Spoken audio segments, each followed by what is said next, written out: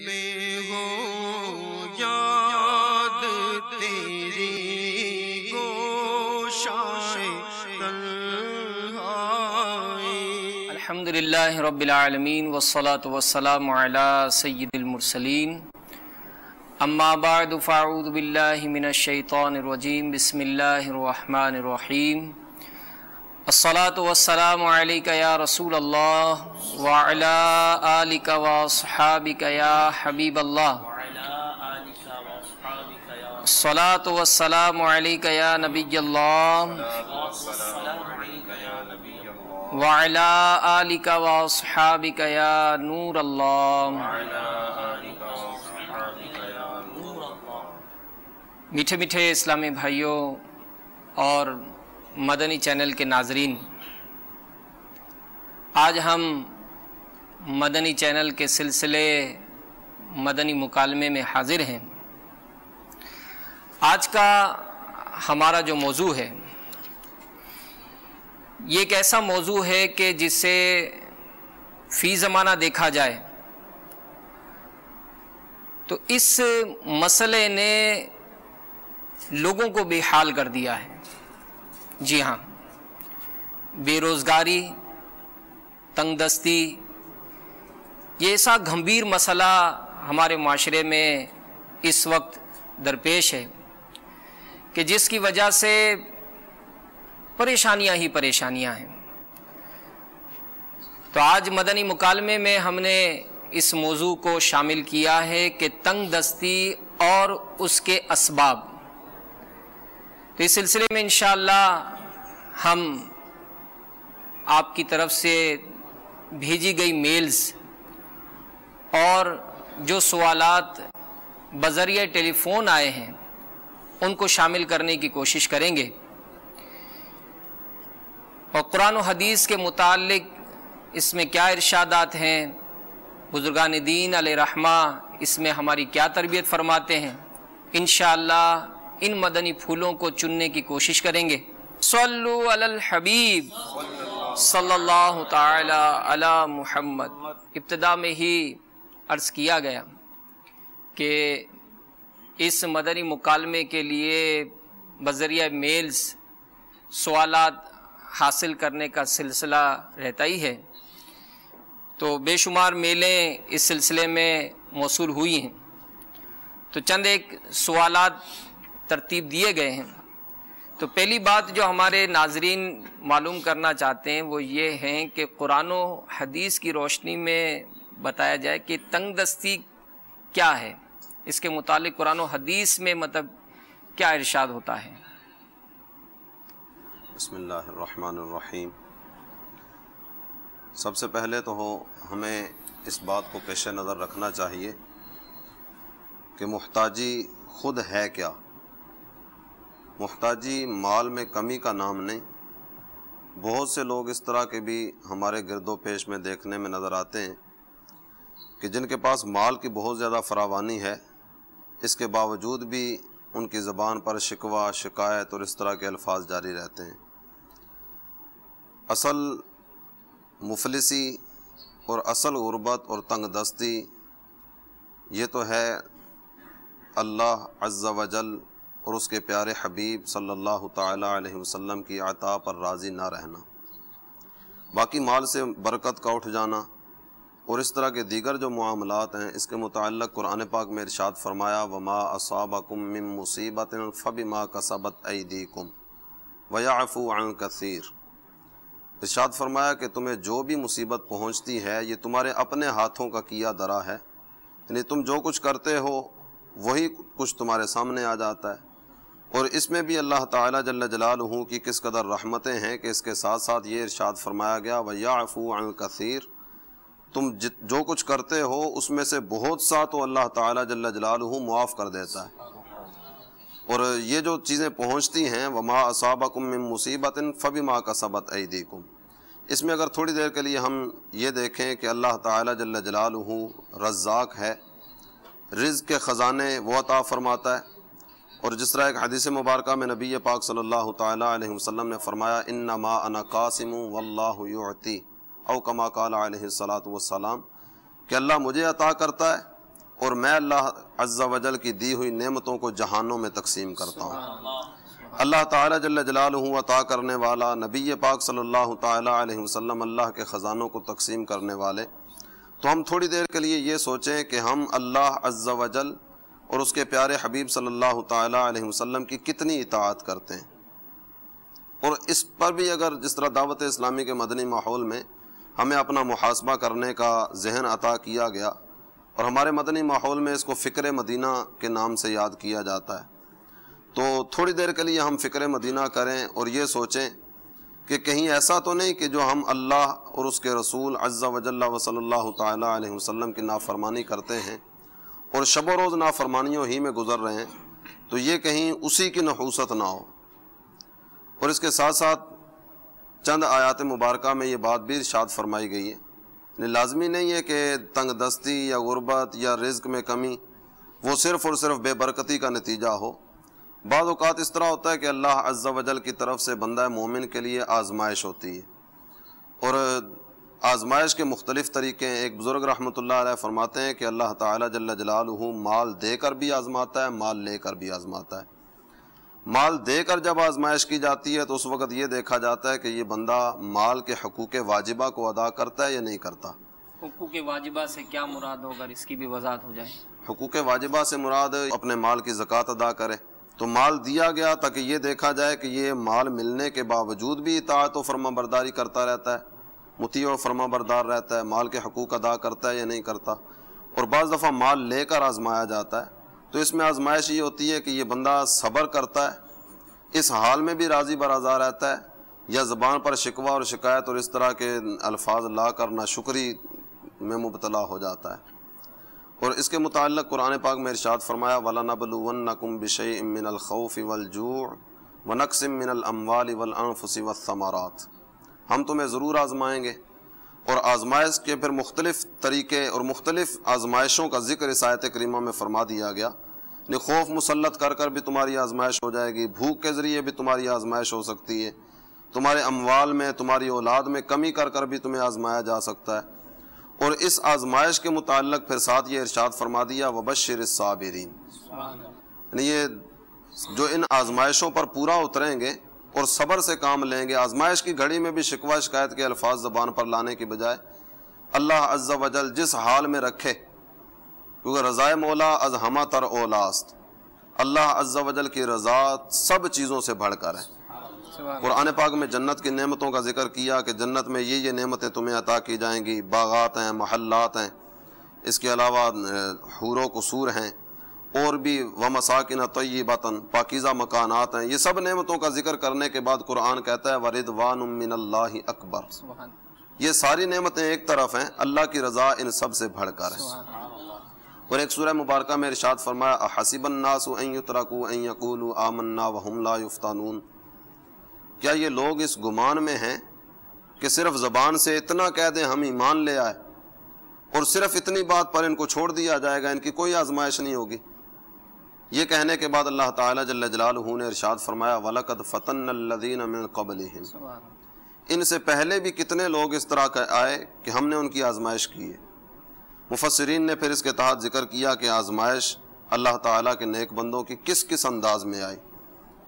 وہ بھی شخصیات تھیں جن کو آرے سے چیر دیا گیا، اس کے باوجود ان کی زبان پر لفظ اف تک نہیں آیا، لوہے کی کنگھیوں سے ان کے جسم چیر دیے گئے، چھلنی کر دیے گئے، زخمی کر دیے گئے، لیکن حرف شکایت زبان پر نہیں آیا۔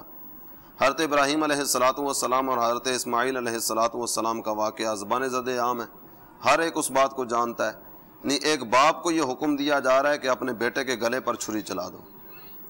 تو یہ حضرات اللہ تعالیٰ جل جلالہ کے طرف سے آنے والی ان آزمائشوں پر صابر رہا کرتے تھے، ہر حال میں اللہ کا شکر کیا کرتے تھے۔ اچھا، اس میں بعض ایسے دکاندار بھی ہیں جنہوں نے کافی سارے سوالات بھیجے، اب وہ مطلب اس طرح کے بھی بعض سوالات کا کچھ خلاصہ میں عرض کر رہا ہوں کہ کسی نے سوال بھیجا کہ جناب میں کاروبار کرتا ہوں اور جو میرا جو سامنے کا جو دکاندار ہے تو یہ مطلب مجھ سے حسد کرتا ہے اور میرے یہاں جو بھی گاہک آتا ہے اس کو بڑا گھور گھور کے دیکھتا ہے اور پڑھتا رہتا ہے کچھ نہ کچھ، اور میرے یہاں اس نے بندش کرا دی ہے۔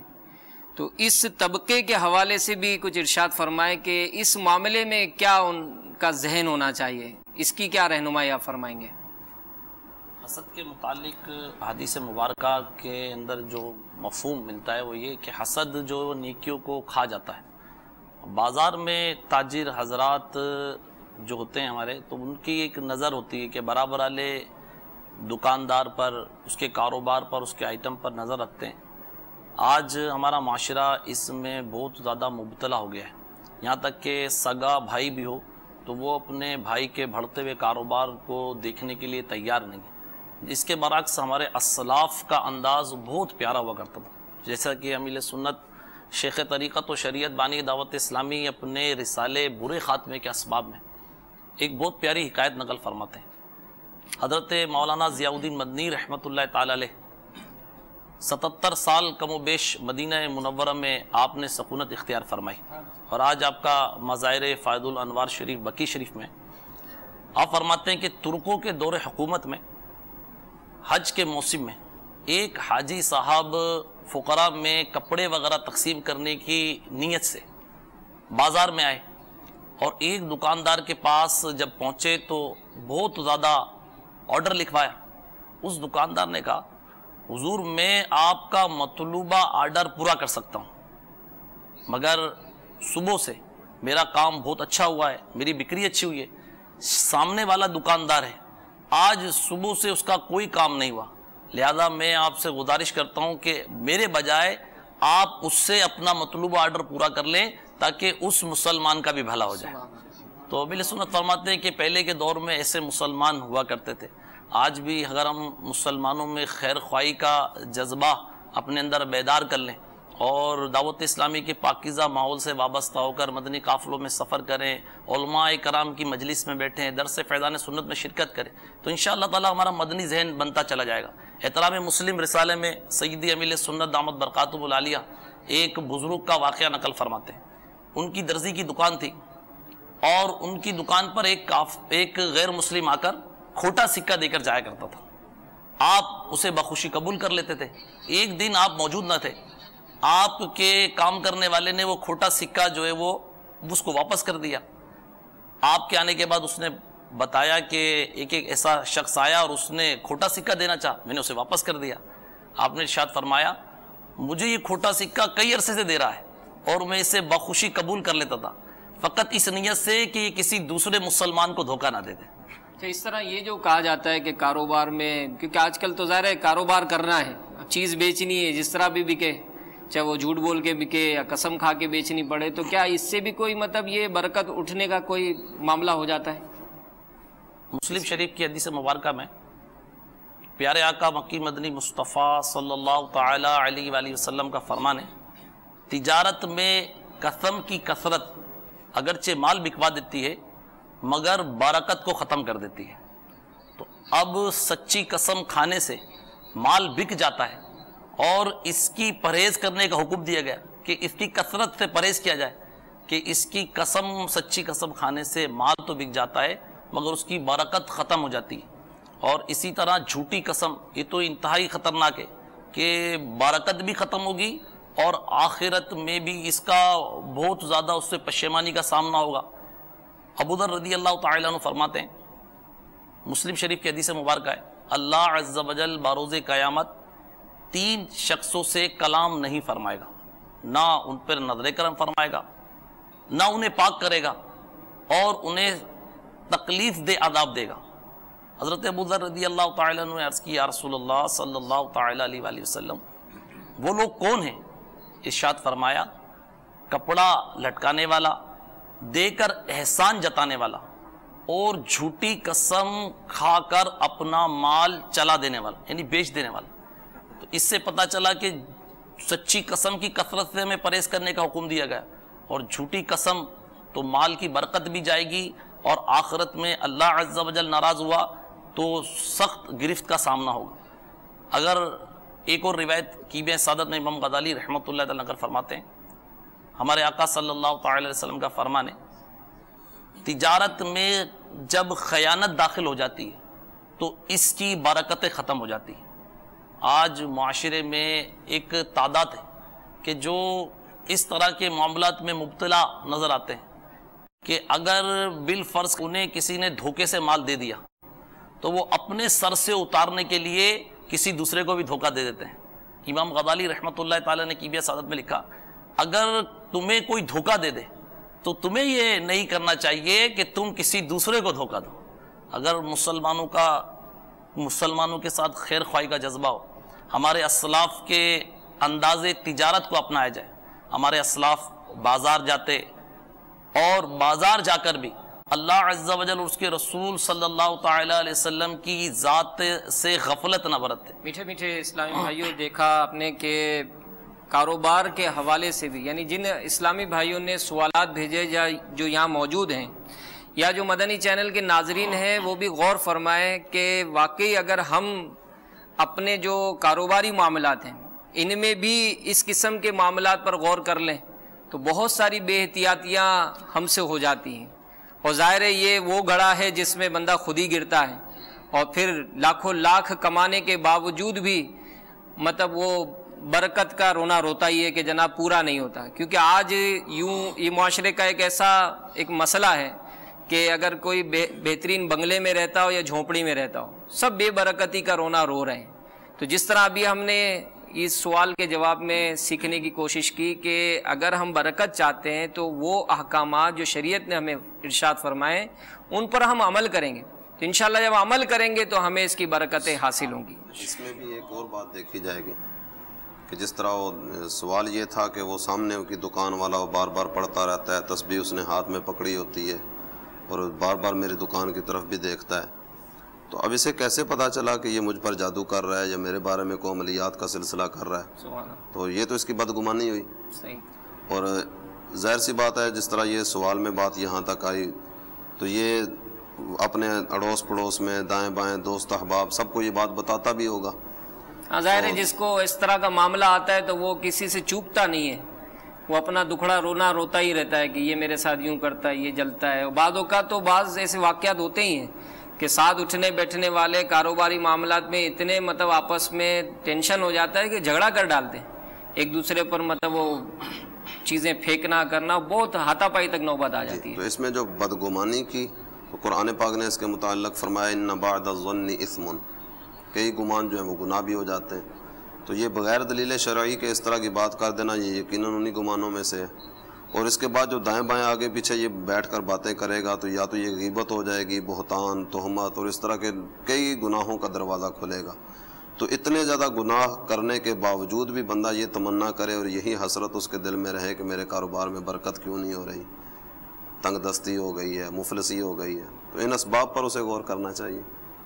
اللہ تعالیٰ ہمیں عقل سلیم عطا فرمائے.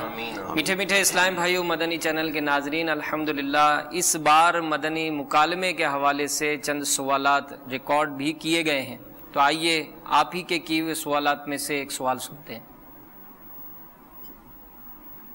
میرا نام بہادر شیر لودھی ہے اور میں کراچی سے بول رہا ہوں. سوال یہ ہے کہ اکثر لوگ حرام کا کماتے ہیں اور بے نمازی ہوتے ہیں اور سنتوں کے تارک بھی ہوتے ہیں اور دن رات اللہ اور اس کے پیارے رسول کی ناراضگی والے کاموں میں مشغول بھی رہتے ہیں، مگر اس کے باوجود ان کے رزق میں بے برکتی کی بجائے اضافہ ہوتا جا رہا ہوتا ہے. یہ پوچھ رہا تھا کہ اس کی کیا وجہ ہے؟ آپ کا سوال سن لیا گیا. ان کے سوال کا کچھ مفہوم یہ بھی ہے اور اس طرح کی میلز بھی آتی ہیں کہ مطلب ظاہر ہے ہم کاروبار کرتے ہیں تو ہم نمازیں بھی پڑھ رہے ہیں، ہمارے گھر میں تو تلاوت بھی ہو رہی ہے اور بڑا مطلب ہم تو نیکیوں کی طرف ہمارا میلان بھی ہے، اور ہم جو نماز نہیں پڑھتے، جو سود کا بھی کاروبار کر رہے ہیں وہ تو بڑے عیش و عشرت، بلکہ بعض نادان تو یہاں تک کہتے ہیں کہ جناب جو کفار ہیں وہ تو بڑے عیش و عشرت سے سارے معاملات گزار رہے ہیں، ان کے اندر کوئی تنگ دستی نہیں ہے، کوئی پریشانی نہیں ہے، یہ ساری پریشانیاں مسلمانوں کے لیے ہی ہیں. تو اس سلسلے میں کچھ وضاحت فرمائیں کہ اس طرح کا جو ذہن رکھتے ہیں ان کو کیا کرنا چاہیے. اس سلسلے میں میں یہ عرض کرنا چاہوں گا کہ امیر علیہ سنت نے اس بارے میں بہت اچھی رہنمائی ہمیں ارشاد فرمائی ہے. اولن تو یہ عرض کروں گا کہ مسلمانوں پر تنگ دستی ہے، مسلمان پریشان ہے اور کفار جو ہے وہ دولت مند ہیں اور عیش و عشرت کی زندگی گزار رہا ہے۔ اس بارے میں ایک بات بہت مشہور ہے کہ جو ہم سب جانتے ہیں کہ دنیا مومن کے لیے قید خانہ ہے اور کافر کے لیے جنت ہے۔ یہ عام فہم یعنی حدیث جواب پاک غالباً حدیث پاک میں آتا ہے۔ جی حدیث پاک جی۔ تو اب یہ وسوسہ ہے، شیطانی ہے کہ مسلمان جو ہے وہ مطلب تارک سنت بھی ہے، گناہوں میں مبتلا ہے اور جو ہے نا وہ گناہوں کی عادت میں جو ہے نا پڑا ہوا ہے، اور پھر بھی اس کا جو ہے نا جو رشوت کا لین دین کر رہا ہے، سود کا لین دین میں مشغول ہے، اور پھر بھی اس کا رزق بڑھتا چلا جا رہا ہے، بڑھتا چلا جا رہا ہے۔ تو یہ اس نظریے سے اگر سوچیں گے تو بظاہر دنیاوی ترقی میں یہ جو کفار بداتوار ہیں وہ مطلب ترقی یافتہ نظر آ رہے ہیں۔ تو اس نظریے سے ہمیں نہیں سوچنا چاہیے، بلکہ یہ ہمارے اسلامی بھائی نے بہت اچھی بات کہی کہ اللہ تعالیٰ مسلمان کو دو طرح سے آزماتا ہے کہ اس کو بہت زیادہ نعمتوں کی بہتات دے کر اس کے شکر کا امتحان لیتا ہے، اور اس سے نعمتیں لے کر اس کے صبر کا امتحان لیتا ہے، وہ کتنا صبر کرتا ہے اور زیادہ نعمتیں دینے پر کتنا شکر ادا کرتا ہے۔ یہاں وہ میں بات سننا چاہوں گا کہ ناظرین بھی ضرور اس کو پسند فرمائیں گے۔ اور آج آپ سے جو گفتگو ہو رہی تھی، امیر اہل سنت نے جو ایک اسلام بھائی کی عیادت فرمائی تھی، تو اگر وہ بات آپ اگر ہمارے ناظرین تک پہنچائیں۔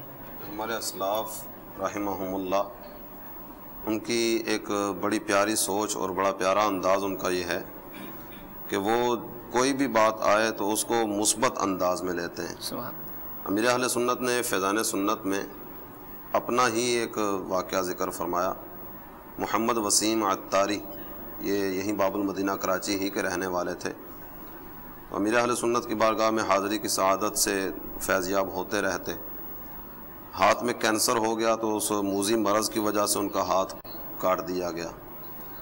تو وسیم بھائی کا مقدر کہ امیر اہل سنت دامت برکاتہم العالیہ ان کی عیادت کے لیے تشریف لے آئے۔ امیر اہل سنت کا یہ عمل مبارک ہے کہ مسلمانوں کی دل جوئی، مسلمانوں کی خیر خواہی، اس کا بہت زیادہ پاس فرماتے ہیں۔ ابھی بھی کئی اسلامی بھائی خوش نصیب اس طرح کے ہیں کہ جن کی تعزیت، عیادت اور اس طرح کے معاملات میں امیر اہل سنت اپنے مکتوبات کے ذریعے ترکیب بناتے ہیں۔ تو امیر اہل سنت تشریف لے گئے اور ان کو وسیم بھائی کو جا کر تسلی دیتے ہوئے ارشاد فرمایا، دیوانے کیا ہوا، ایک ہاتھ کٹ گیا، دوسرا ہاتھ تو سلامت ہے نا۔ اور یہ بات ارشاد فرمانے کے بعد پھر ایک اور حوصلہ افزا جملہ آپ نے ارشاد فرمایا کہ دوسرا ہاتھ سلامت ہے، اور اس کے ساتھ ساتھ خوشی کی بات یہ ہے کہ انشاءاللہ ایمان بھی سلامت ہے۔ اور اس میں بھی ایک بات اور بھی، قرآن پاک کی ایک آیت کریمہ میں اللہ تعالیٰ جل جلالہ نے ارشاد فرمایا، وَلَوْ أَنَّ أَهْلَ الْقُرَىٰ آمَنُوا وَاتَّقَوْا لَفَتَحْنَا عَلَيْهِمْ بَرَكَاتٍ مِّنَ السَّمَاءِ وَالْأَرْضِ۔ انبیاء کرام علیہم الصلاۃ والسلام مختلف علاقوں، مختلف بستیوں اور مختلف شہروں کی طرف تشریف لائے، تو ان بستیوں کے متعلق یہ بات ارشاد فرمائی گئی کہ اگر یہ بستیوں والے ایمان لاتے اور تقوی اختیار کرتے، لفتحنا علیہم برکات من السماء والارض، تو ہم آسمان اور زمین سے برکتیں ان کے لیے کھول دیتے۔ وقت پر مفید بارشیں ہوتی، زمین سے نفع بخش پھل، سبزیاں اور دیگر چیزیں اور خزانے ان کو حاصل ہوتے۔ تو ایک برکت کے ذریعہ جو اس آیت کریمہ میں ارشاد فرمایا گیا، دو باتیں ارشاد فرمائیں۔ پہلی بات تو یہ کہ یہ ایمان لے آتے، اور دوسری بات یہ ارشاد فرمائی گئی واتقوا، تقوی کی دولت اختیار کرتے۔ تو سوال میں بھی یہ بات ہے کہ ہم ایمان والے ہیں، ایمان مسلمان ہیں، اس کے باوجود برکت سے محروم ہیں۔ تو اس آیت کریمہ میں دو باتیں ارشاد فرمائی گئی ہیں، پہلی تو ایمان، دوسری تقوی۔ تو دولت ایمان تو اللہ تعالیٰ جل جلالہ کا فضل و کرم کہ ہمارے پاس ہے، تو دولت تقوی کے حصول کے لیے اب ہمیں آگے بڑھنا چاہیے۔ اور ویسے بھی اگر دیکھا جائے تو انسان اگر اپنے ظاہری جسم پر ہی خیال کر لے تو جسم ہی کتنا مطلب اس کا بیش قیمت ہے، کہ اگر کوئی لاکھ روپے دے کر ہم سے کہے کہ آپ اپنا ایک ہاتھ دے دیں تو یقیناً ہم نہیں دیں گے، اور مطلب اسی طرح اگر پورے اعضاء کا حساب کتاب لگائیں تو کروڑوں روپے کے مالک ہیں۔ اور شیخ طریقت امیر علیہ سنت اس سلسلے میں تو بڑی پیاری تربیت فرماتے ہوئے حکایت تحریر فرماتے ہیں کہ محمود و ایاز، محمود بادشاہ تھے، ایاز مطلب ان کے غلام تھے، چہیتے.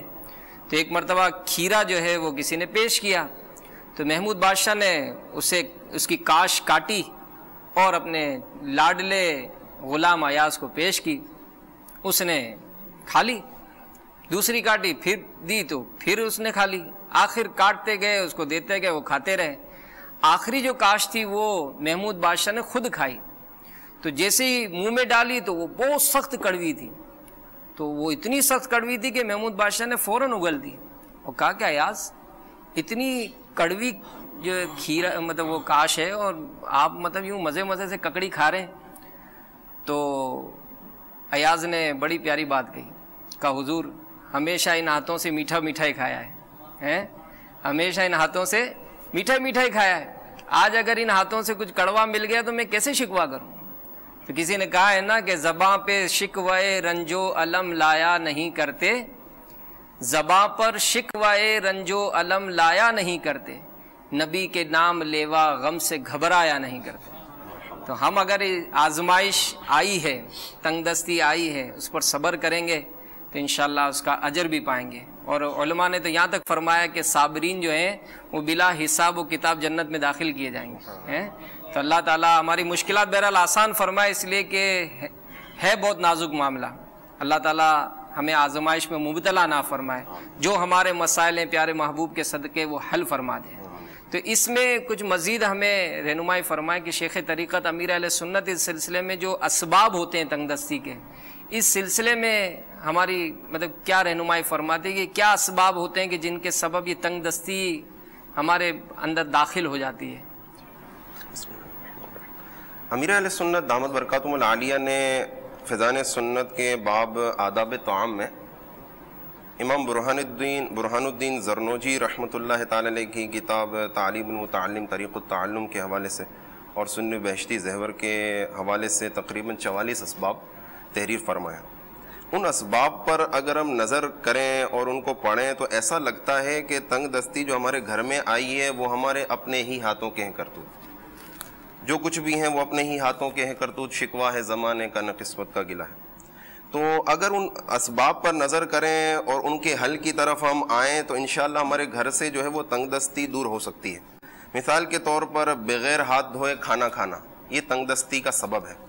کہ حدیث مبارکہ میں اس طرح کے مضامین موجود ہیں کہ کھانے کے شروع میں اور بعد میں وضو کرنا یہ محتاجی کو دور کرتا ہے اور یہ مرسلین علیہم الصلاۃ والسلام کی سنت ہے. سبحان اللہ. اور اس طرح کے مضامین بھی ہیں کہ تنگ دستی کو دور کرتا ہے، رزق کی کشادگی پیدا کرتا ہے اور شیطان کو دور کرتا ہے. تو اور اس کے بارے میں ہمارے ہاں معمول یہ ہے کہ کھانے سے پہلے ہاتھ دھونے میں سستی ہے اور کھانے کے بعد میں ہاتھ دھو لیتے ہیں عموماً کہ ہاتھ جو ہے وہ آلودہ ہو جاتے ہیں. ایسا نہیں کرنا چاہیے، بلکہ اول آخر دونوں مرتبہ ہاتھ دھونے چاہیے. اس کے ساتھ ساتھ جو آپ نے یہ فرمایا کہ جو رزق کی بے حرمتی، تو اس کی بھی کچھ وضاحت فرمائیں کہ یہ رزق کی بے حرمتی سے کیا مراد؟ رزق کے متعلق یہ بھی ایک تنگ دستی کے متعلق یہ سبب بھی ہے، تنگ دستی کا ایک سبب کہ روٹی کو جو ہے وہ اس کی بے ادبی کرنا، کہ یہ پاؤں میں آئے اور اس کی بے حرمتی ہو. اس کے متعلق ایک حکایت یاد آ رہی ہے اور اس میں حدیث مبارکہ بھی ہے جو امیر علیہ سنت نے آداب طعام میں نقل فرمائی ہے اتحاف السادۃ المتقین کے حوالے سے، کہ ایک مرتبہ خلیفہ مامون الرشید خلیفہ بغداد ان کے پاس انہوں نے دعوت دی ایک محدث صاحب کو، حدبہ بن خالد رحمۃ اللہ تعالی علیہ کو. یہ دعوت پر پہنچے، کھانا پیش کیا گیا.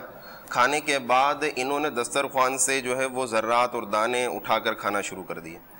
تو جیسا کہ ہمارے ہاں بھی بول دیا جاتا ہے کہ کیا اور پیش کروں آپ کو، تو خلیفہ مامون الرشید نے بھی کہا کہ کیا حضرت آپ کا پیٹ نہیں بھرا؟ تو محدث صاحب نے ارشاد فرمایا کہ نہیں، میں نے کھا لیا ہے، مگر میں ایک حدیث پاک پر عمل کر رہا ہوں جو کہ حماد بن سلمہ رضی اللہ تعالیٰ عنہ کے ذریعے مجھ تک پہنچی ہے کہ جو دسترخوان سے ذرات اور دانوں کو اٹھا کر کھا لیتا ہے وہ کشادگی کی زندگی گزارتا ہے. اس طرح کا مضمون ہے حدیث پاک پہ. میں اس حدیث پاک پر عمل کر رہا ہوں. خلیفہ مامون الرشید کو یہ حدیث پاک سن کر بڑی حیرت اور خوشی بھی ہوئی، متاثر بھی ہوا. اس نے اپنے ایک خادم کو اشارہ کیا تو وہ ایک رومال میں 1000 دینار لے کر آ گیا اور مامون الرشید نے محدث صاحب کو بطور نذرانہ پیش کر دیا۔ اب محدث صاحب نے ارشاد فرمایا واہ سبحان اللہ، کیا بات ہے کہ حدیث مبارکہ پر عمل کرنے کی برکت ہاتھوں ہاتھ ظاہر ہو گئی۔ تو اب دیکھیے کہ 1000 دینار، اور دینار بھی سونے کا دینار ہوتا ہے، 1000 دینار حدیث پاک پر عمل کرنے کی برکت سے، سنت پر عمل کرنے کی وجہ سے مل گیا۔ اور ایک اور حدیث پاک یاد آ رہی ہے سنن ابن ماجہ کی، کہ ایک مرتبہ نبی کریم صلی اللہ تعالیٰ علیہ وآلہ وسلم گھر میں تشریف لائے تو نیچے ایک روٹی کا ٹکڑا پڑا ہوا دیکھا، اٹھایا، اس کو پہنچا اور اس کو تناول فرما لیا، اور ارشاد فرمایا اے عائشہ رضی اللہ تعالیٰ عنہ، اس چیز یعنی روٹی کا احترام کرو کہ جب یہ کسی قوم سے بھاگی ہے تو لوٹ کر نہیں آئی۔ روٹی کے ٹکڑے ہمارے پیروں میں پڑے رہتے ہیں، بچے ہمارے کھا رہے ہوتے ہیں تو وہ دانے گرا رہے ہوتے ہیں، ہم ان کی تربیت نہیں کرتے، ان کو کھانے کی سنتیں نہیں بتاتے، ہم خود بھی گرا رہے ہوتے ہیں تو کچھ دسترخوان سے نیچے، دسترخوان سے اوپر، ہم روٹی کا احترام نہیں کریں گے اور پھر ہم رونا روئیں گے کہ تنگ دستی ہو گئی، آپ دعا فرمائیں رزق میں کشادگی ہو جائے۔ تو ہم جب اس پر غور کریں گے تو یہ ہمیں ایسا نظر آئے گا کہ ہم نے خود ہی تنگ دستی کے اسباب پیدا کر لیے ہیں۔ واقعی یہ تو معاملہ، اگر یہ تو گھروں میں معاملہ بھی دیکھا جائے اور پھر اگر شادیوں اور دیگر معاملات میں دیکھیں تو علمان والا فیس کتنا ضائع کرتے ہیں، اور مطلب یہ کہ اپنے ہی رشتہ دار ہوتے ہیں، اپنے ہی جان پہچان والے ہوتے ہیں، لیکن جب کھانے پر آتے ہیں اور ضائع کرنے پر آتے ہیں تو کوئی ایک دوسرے سے پیچھے رہنے کے لیے تیار نہیں ہے۔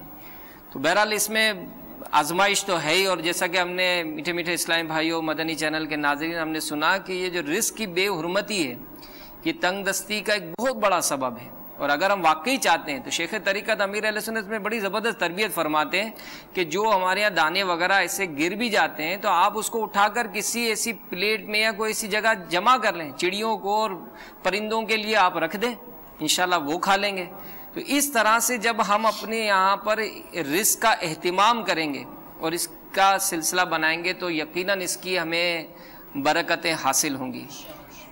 تو جیسا کہ میں نے عرض کیا کہ کئی ہمارے پاس سوالات ریکارڈ کیے گئے تھے، لیکن وقت جو ہے وہ بہت تیزی کے ساتھ جو ہے وہ آگے بڑھتا جا رہا ہے۔ خیر آئیے ایک اور سوال ہم جو ریکارڈ شدہ ہے اس کو سننے کی کوشش کرتے ہیں۔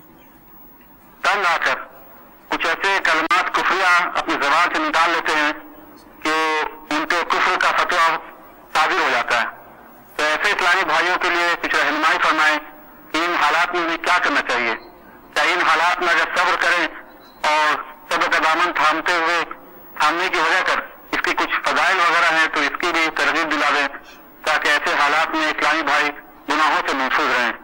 جزاکم اللہ خیرا۔ آمین۔ یہ جدہ سے ہمارے اسلامی بھائی نے فون کیا تھا اور ان کا جو کہنا تھا وہ یہ تھا کہ جب اس قسم کے تنگ دستی کے معاملات ہوتے ہیں تو شکوے بہت ہوتے ہیں نا، اور اس معاملے میں سمجھ لیں کہ وہ کنٹرول نہیں رہتا ہے، اور بعض تو اتنے بے باک ہو جاتے ہیں کہ کفریات تک بک دیتے ہیں۔ تو اس سلسلے میں آپ رہنمائی فرمائیں کہ کیا ذہن ہونا چاہیے ہمارا۔ قرآن پاک میں اللہ تعالیٰ جل جلالہ نے ارشاد فرمایا وَإِذْ تَأَذَّنَ رَبُّكُمْ لَإِن شَكَرْتُمْ لَأَزِيدَنَّكُمْ، اور یاد کرو تمہارے رب نے سنا دیا کہ اگر تم شکر کرو گے تو میں تمہیں اور زیادہ دوں گا۔ سبحان اللہ۔ یہ رزق کی فراخی اور رزق کی عطا یہ تو شکر پر ہے، تو شکر کا دامن اگر چھوڑ دیا جائے اور بڑھتے بڑھتے بڑھتے بڑھتے بندہ اس طرح کے معاملات تک پہنچ جائے کہ کفریات تک اپنی زبان سے بک دے، اور اس کے باوجود یہ تمنا کرے کہ جناب میرے رزق میں برکت ہو جائے، مجھے یہ بھی مل جائے وہ بھی مل جائے، یہ تو اس کی خام خیالی۔ اور قرآن پاک میں اللہ تعالیٰ جل جلالہ نے اسی آیت کریمہ میں پھر اس کے ساتھ ارشاد فرمایا وَلَئِن كَفَرْتُمْ إِنَّ عَذَابِي لَشَدِيدٌ، اور اگر تم نے کفر کیا تو سن لو إِنَّ عَذَابِي لَشَدِيدٌ، بے شک میرا عذاب بہت سخت۔ تو ایسے مواقع پر بہت ہی زیادہ صبر کے ساتھ کام لینا چاہیے۔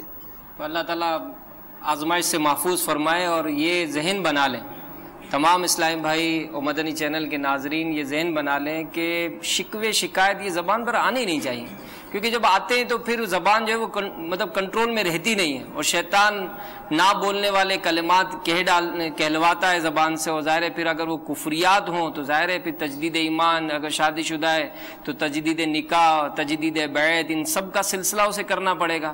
تو اللہ تعالیٰ ہمارے ایمان کو سلامت رکھے۔ اچھا، یہ بھی دیکھا گیا ہے کہ جو نیک لوگ ہیں، جو بزرگوں کے معاملات جو پڑھے ہیں، تو انہوں نے اپنی زندگی بڑی فقیرانہ ہی گزاری ہے، تو اور ان کے متعلق تو مختلف وہ عبارتیں بھی بزرگوں نے لکھی ہے نا، کہ اگر یہاں تو ہمیں کوئی پریشانی آتی ہے، تنگ دستی ہوئی، تو ہم تو بڑے شکوے شکایت کی، تو ان کے بارے میں جو منقول ہے کہ وہ ہم جو مصیبت آتی ہے تو ہم تو ایسے خوش ہوتے ہیں جیسے وہ لوگ جو ہے دنیاوی نعمتیں پانے پر خوش ہوتے ہیں۔ اس میں میر عبد الواحد بلگرامی رحمۃ اللہ علیہ نے سبع سنابل میں اس طرح کے اقوال ذکر فرمائے۔ ارشاد فرماتے ہیں کہ اگر بندہ لذت کو ترک کرنے کی لذت جو ہے اس کو جان لے تو اسے دنیا کی کسی چیز میں لذت حاصل ہی نہ ہو۔ اور پھر اس کے بعد ایک بات انہوں نے یہ بھی ارشاد فرمائی کہ جب طالب حق کو اپنے رب عز و جل کا قرب میسر آ جائے تو نہ پھر اسے کھانے میں لذت رہتی ہے، نہ پینے میں، نہ دنیا کی کسی اور نعمت میں۔ اور یہی بات بزرگان دین رحمہم اللہ سے منقول ہے کہ نحن نفرح بالبلاء کما یفرح اہل الدنیا بالنعم، کہ اللہ تعالیٰ جل جلالہ کی طرف سے مصیبت آتی ہے، پریشانی آتی ہے تو اسی کی طرف سے آتی ہے، تو ان مصیبتوں پر بھی وہ اس انداز میں دیکھتے ہیں کہ میرا رب مجھے جس حال میں رکھے ہم اس حال پہ راضی۔ میٹھے میٹھے اسلامی بھائیوں، مدنی چینل کے ناظرین، تنگ دستی کے اسباب ہم نے کچھ سننے سمجھنے کی کوشش کی۔ اپنے معاملات پر غور کر لیجئے، نمازوں کی پابندی کر لیجئے کہ نمازوں میں سستیاں کتنی ہیں، جھوٹ بولنے کی عادت نکال دیجئے، کاروبار یا ویسے بھی ہو، جو بھی شریعت و سنت کے مطابق ہم اپنی زندگی گزارنے کی کوشش کریں گے تو انشاءاللہ اس کی بے شمار برکتیں حاصل ہوں گی۔ اچھا، اگر گھر میں داخل ہوتے وقت کے جو معاملات ہوتے ہیں اس میں اگر ہم کوئی ایسا وظیفہ ہمارے ناظرین کو ارشاد فرمائیں کہ اگر وہ عمل کریں اس سے بھی تنگ دستی کے دوری کا کوئی سبب حاصل ہو جائے۔ حضرت سیدنا سہل بن سعد رضی اللہ تعالیٰ عنہ فرماتے ہیں ایک شخص نے بارگاہ رسالت صلی اللہ تعالیٰ علیہ وآلہ وسلم میں مفلسی کا اظہار کیا۔ ہمارے آقا مکی مدنی مصطفیٰ صلی اللہ تعالیٰ علیہ وآلہ وسلم ارشاد فرمایا، جب تم گھر میں داخل ہو تو سلام کرو، اور گھر میں کوئی نہ ہو تو مجھ پر سلام کرو، اور ایک بار سورہ اخلاص پڑھو۔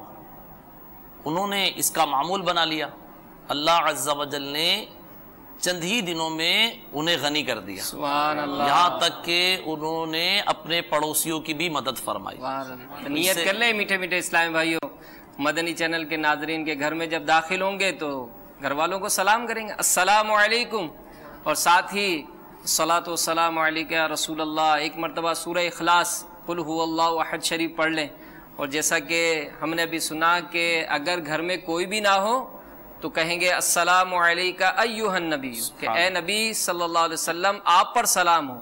کہ علماء فرماتے ہیں کہ ہر مسلمان، ہر مومن کے گھر میں پیارے پیارے آقا صلی اللہ علیہ وآلہ وسلم کی روح مبارک تشریف فرما ہوتی ہے۔ اسی کے ساتھ شفیق بلخی رحمۃ اللہ تعالی علیہ کا قول ہے، فرماتے ہیں کہ ہم نے 5 چیزوں کی خواہش کی تو ہم کو 5 چیزوں میں دستیاب ہوئی۔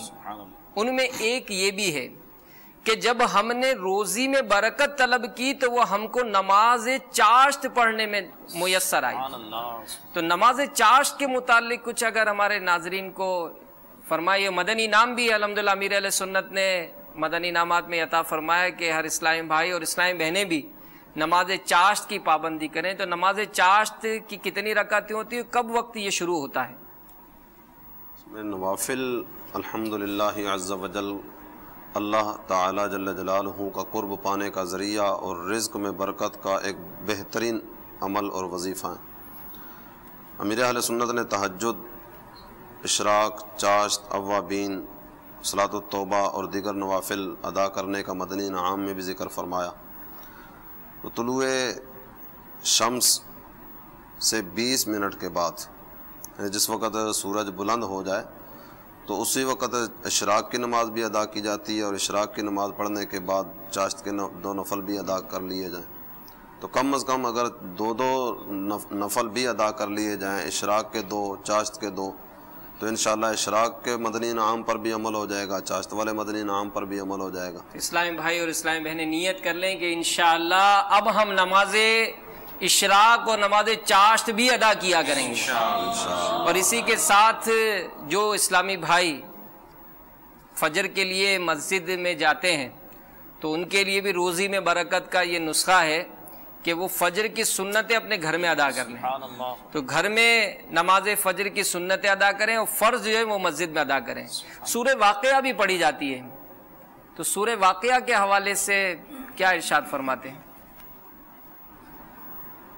مدنی پنج سورہ میں بھی سورہ واقعہ کے حوالے سے امیل سنت نے مرتب فرمایا کہ سورہ واقعہ کا جو روزانہ اپنے گھر میں پڑھنے کا معمول بنا لے تو انشاءاللہ عز و جل وہ تنگ دستی اور فاقے سے محفوظ رہیں گے۔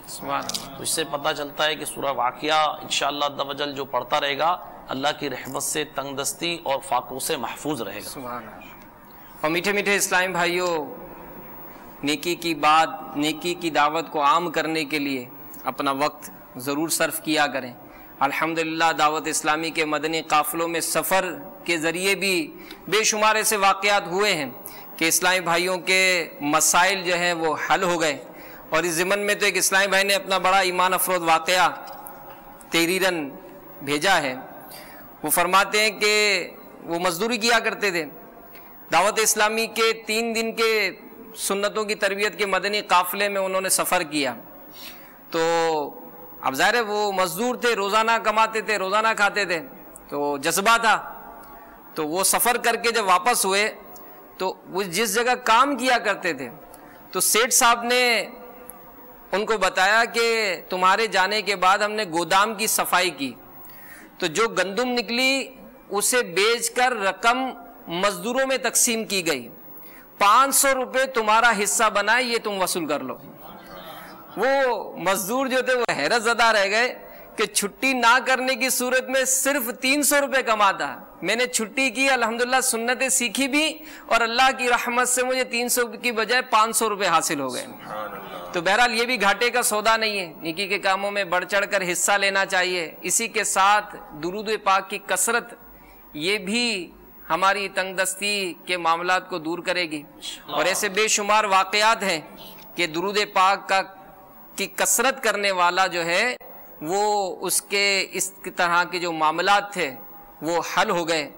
اور ایک نیک شخص کے بارے میں منقول ہے کہ اس نے غلبہ شوق کے ساتھ 500 بار درود شریف کا روزانہ ورد شروع کیا، اس کی برکت سے اللہ عز و جل نے اس کو غنی کر دیا، اور ایسی جگہ سے اس کو رزق عطا فرمایا کہ اسے پتہ بھی نہ چل سکا، حالانکہ اس سے پہلے وہ مفلس اور حاجت مند تھا۔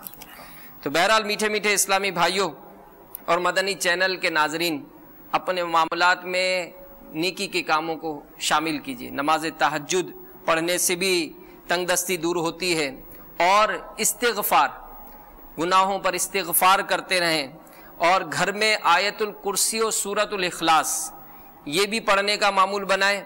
ہر نماز کے بعد تسبیح فاطمہ یعنی 33 مرتبہ سبحان اللہ، 33 مرتبہ الحمدللہ، اور 34 مرتبہ اللہ اکبر جو پڑھتا ہے اس کی بھی تنگ دستی دور کر دی جاتی ہے۔ اس کے علاوہ بھی اگر آپ مزید معلومات حاصل کرنا چاہیں تو مکتبۃ المدینہ کا ایک بڑا ہی معلوماتی رسالہ ہے، تنگ دستی اور اس کے اسباب، اس کو حاصل کیجئے۔